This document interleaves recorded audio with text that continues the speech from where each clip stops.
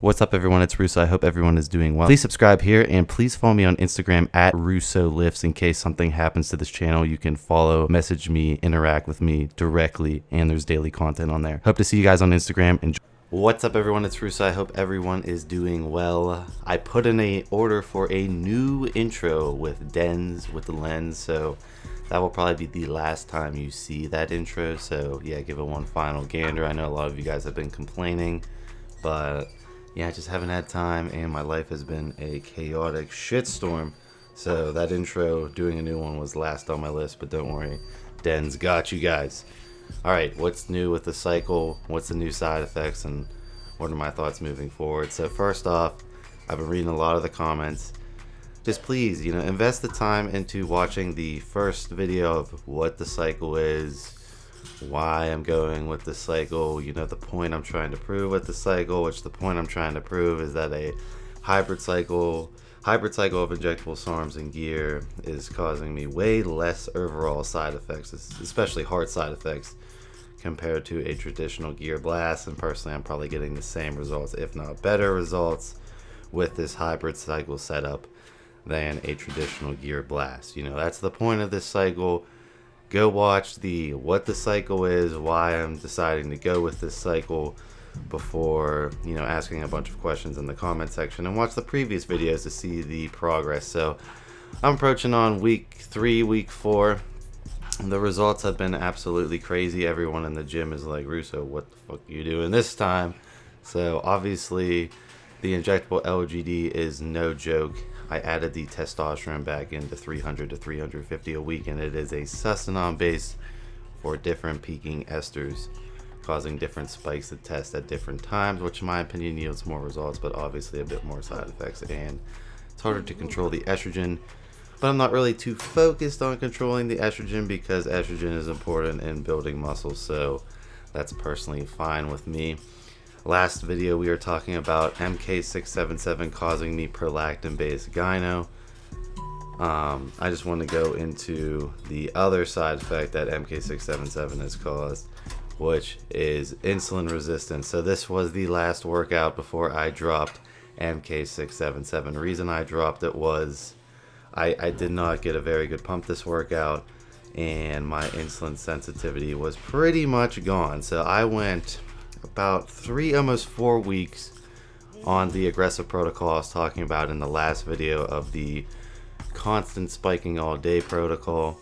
So that's how long I could get away with that aggressive setup before insulin resistance set in dramatically. Now obviously I could add in actual insulin and keep going, or I could add in a glucose disposal agent like Enhanced Athlete Slim Pills. I don't have any right now. They're currently shipping me some, so I will throw those in there once I get them. But that is 2 ways of combating the issue. Personally, I'm just going to drop it and take a break, reset my ghrelin sensitivity, which is hunger hormone. I really haven't, my sensitivity to ghrelin was definitely getting throttled towards, the later parts of this cycle because of how much 677 I was utilizing and how I was keeping it constantly spiking, which is constantly spiking ghrelin, which is hunger hormone. So I took a break. I did a fast today, and I will get back at it and get aggressive with it after my sensitivity comes back to normal and everything resets itself. But basically, that's the biggest problem I see people running into with any GH related pathway PED, is dealing with sensitivity. Once your blood sugar is chronically high, not only are you putting your pancreas through the fucking ringer, you're also, probably just going to gain fat, right? If you don't have the sensitivity there, you will just put on fat, which is one of my biggest mistakes in my earlier cycles when I was just playing around with 677 when I first started, is I didn't really understand that 677 was even capable of messing up your sensitivity that bad when you did that protocol that way of keeping it spiking all day. I didn't think it was possible. It's possible, and you definitely need to go on breaks if you're going to do it, the more aggressive protocol. Even a standard protocol of just spiking it before night or spiking in the morning could lead to insulin sensitivity issues. So keep that in check. That's the other thing you need to monitor with 677 And yeah, I dropped it. And I'm gonna fast for a day, give my digestive system a break, because I've been eating upwards of 5,000 calories a day for the past 3 weeks. As far as my weight, I'm still hovering in the 240s. I will push a little bit harder and probably try and creep myself up to 245, 250, and I will be jumping on the scale and showing my weight. I'm not, bullshitting. I just, it's really hard to daily vlog with my parents being home all the time. So yeah, that's what's been stopping me from doing that, but I will find a day to do a traditional daily vlog.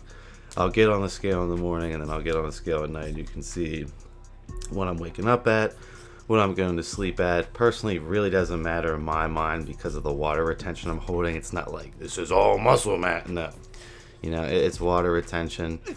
But yeah, I'll just do that so you can see the weights I have achieved in the amount of time it took me to gain the quote-unquote weight.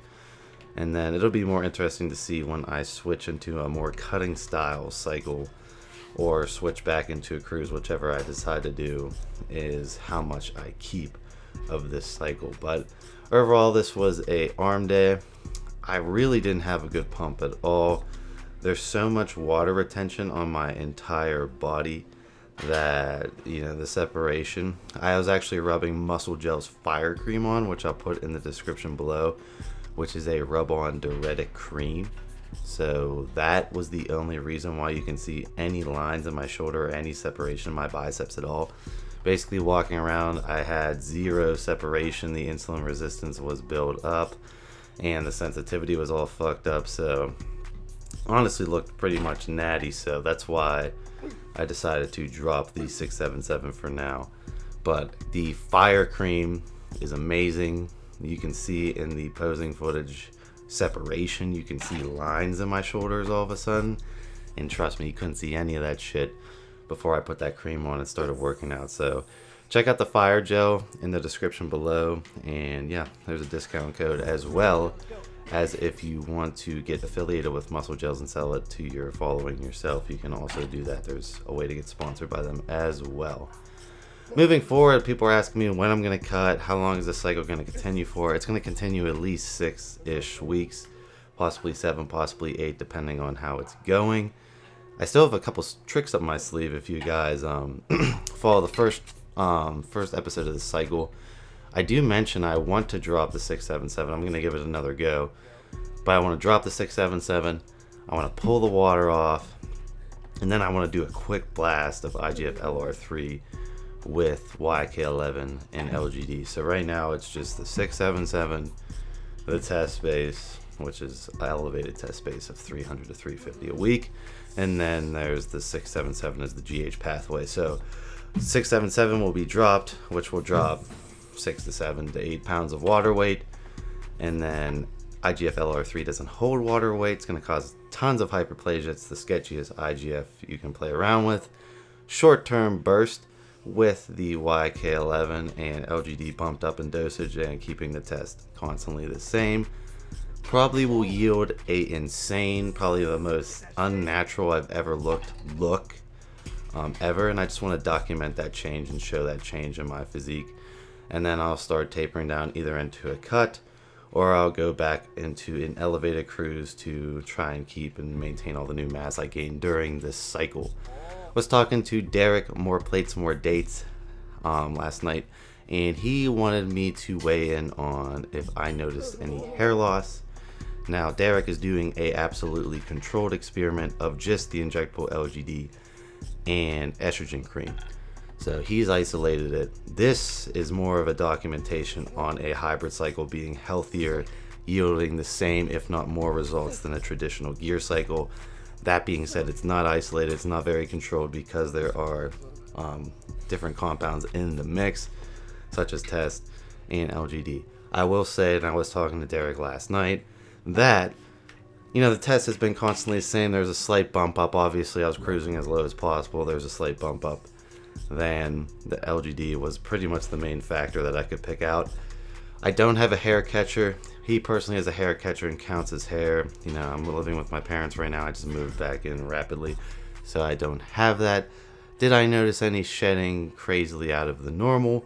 No, I think it's pretty safe as far as the hair goes, especially compared to DHT based compounds. So if you're prone to hair loss, I definitely think obviously LGD is the way to go bulking wise compared to, you know, traditional gear, because there is no DHT conversion. Does that mean it couldn't cause hair loss? No, but there's no DHT conversion. So if you're a DHT prone to hair loss, then this is probably something to look into.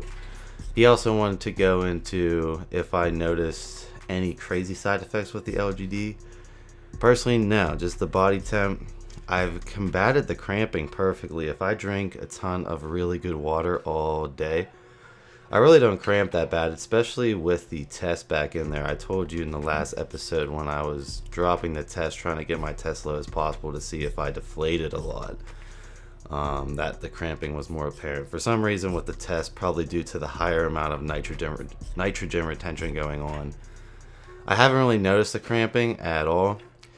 But really just the body temp increase is the only real thing I notice, and obviously having my face look aged from all the water retention on it would be the other side effect, but that's just a cosmetic side effect in my my point of view.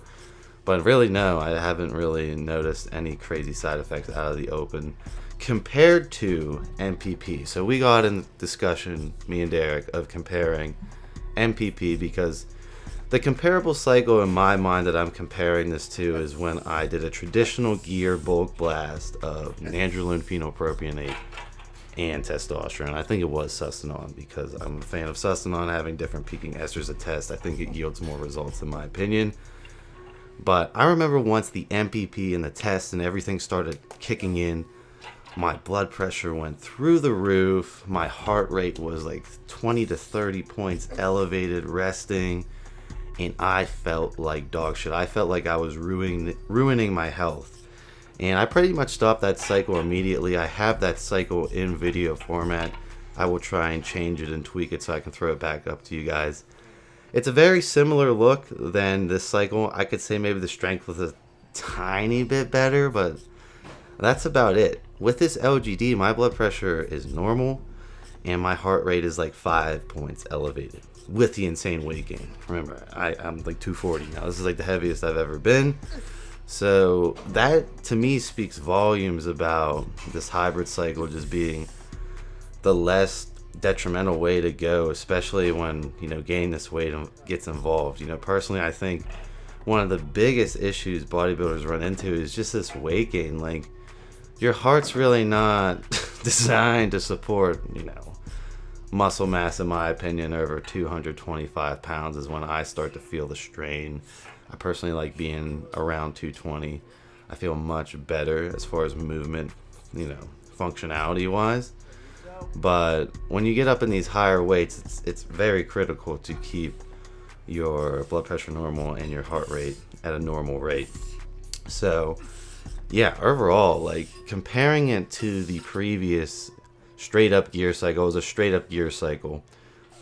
No Sarms were involved at that time. I remember that was when I was like, you know what, I'm gonna try a traditional gear cycle and I'm gonna document that, because that's what everyone wanted me to do at that time. So overall, this has been a way cleaner, safer, and I overall feel much better considering the extreme weight gain. So hopefully you guys found this informative. I will see you in my next video.